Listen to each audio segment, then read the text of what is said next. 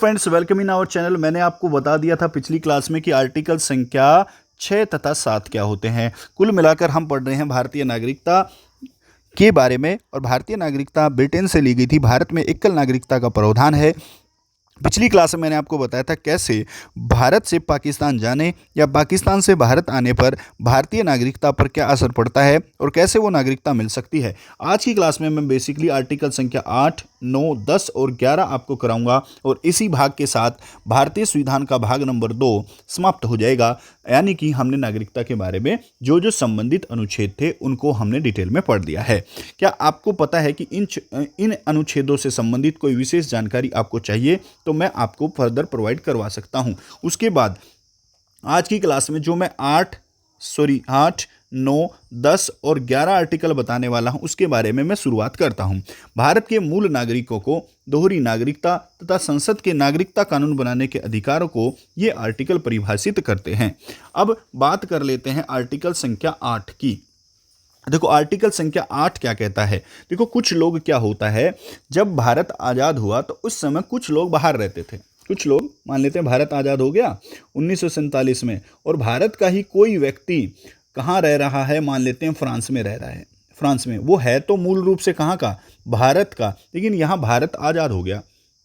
भारत ने घोषणा कर दी कि भाई जो जो व्यक्ति बाहर रह रहे हैं ना भारत से, वो भारत आकर अगर अपनी नागरिकता लेना चाह रहा है तो वो नागरिकता ले सकता है। सर, ये कौन से नंबर के कानून में ऐसे व्यक्ति नागरिकता ले सकते हैं? तो अनुच्छेद 8 के तहत विदेश में रहने वाले व्यक्ति जो मूल रूप से भारतीय हैं वो भारत की नागरिकता कैसे ले सकते हैं, वो आर्टिकल संख्या 8 में बताया गया है। देख लेते हैं, पढ़ लेते हैं।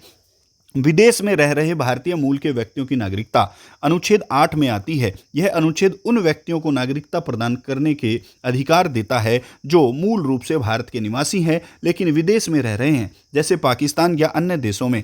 यदि ऐसा कोई व्यक्ति, उनके माता पिता, दादा दादी भारत सरकार अधिनियम 1935 के तहत भारत के नागरिक थे, है ना, उन्हें भारतीय दूतावास के माध्यम से पंजीकरण द्वारा नागरिकता मिल सकती है। ये आपका आर्टिकल संख्या 8 है कि जो भी व्यक्ति भारत से बाहर रहता है लेकिन उसके दादा दादी या माता पिता 1935 अधिनियम के दौरान भारत के नागरिक थे, उन लोगों को हम नागरिकता दे देंगे। आर्टिकल संख्या 8 से आप आइए और दूतावास में रजिस्टर्ड यानी कि पंजीकरण करवाइए। बहुत बढ़िया। चलो, आर्टिकल संख्या 9 क्या कहता है। देखो, भारतीय संविधान में एक खूबसूरती है कि भारतीय संविधान में मेंशन किया गया है कि कोई भी व्यक्ति, भारत का कोई भी व्यक्ति अगर अन्य देश की नागरिकता ले लेता है तो उसकी भारतीय नागरिकता अपने आप ही क्या हो जाती है, नष्ट हो जाती है। मान लेते हैं मैं भारतीय हूं और मैं कनाडा में रहने लग गया और मैंने कनाडा की नागरिकता ले ली तो भारत की नागरिकता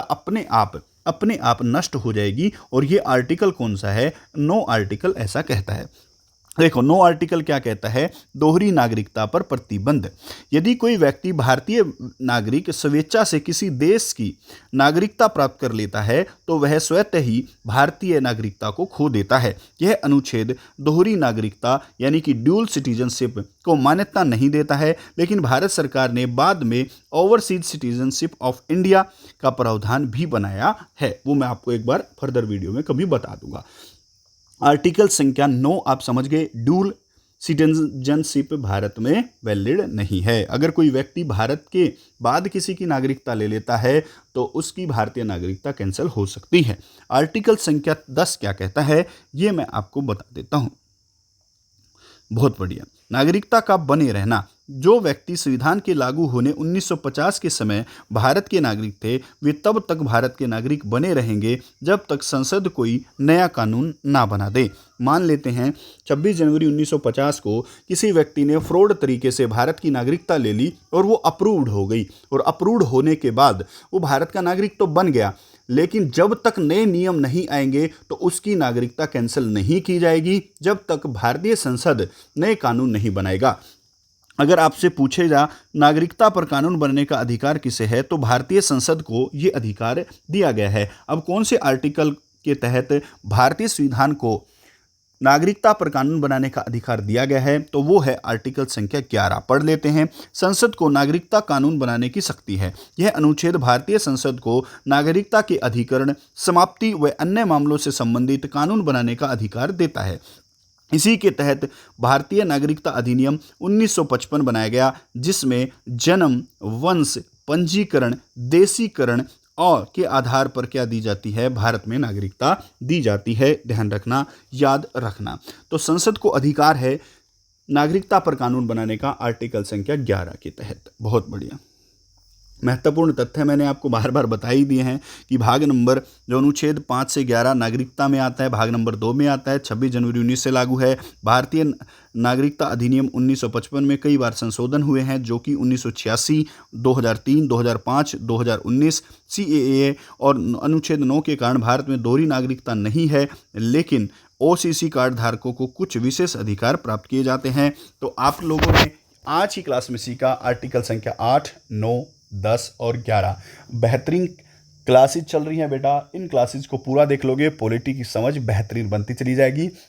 आर्टिकल दर आर्टिकल यानी कि प्रत्येक अनुच्छेद इस क्लास में या इसी सीरीज में मेरे द्वारा डिस्कस किया जाएगा। आई होप आपको मज़ा आ रहा होगा, आई होप आप लोग कुछ सीख रहे होंगे। अगर कुछ कमियां हैं तो कमेंट बॉक्स में आप बता सकते हैं। जय हिंद, जय भारत। चैनल सब्सक्राइब करके जरूर जाना। नमस्कार।